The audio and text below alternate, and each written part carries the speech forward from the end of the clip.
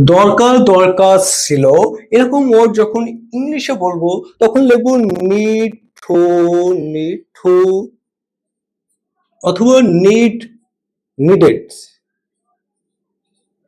Needed to. যখন বলবো দরকার মানে আমার কোনো কিছু দরকার তখন আমরা নিড টু লিখবো।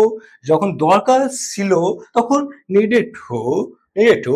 ফর এক্সাম্পল, আমার যাওয়া দরকার ছিল।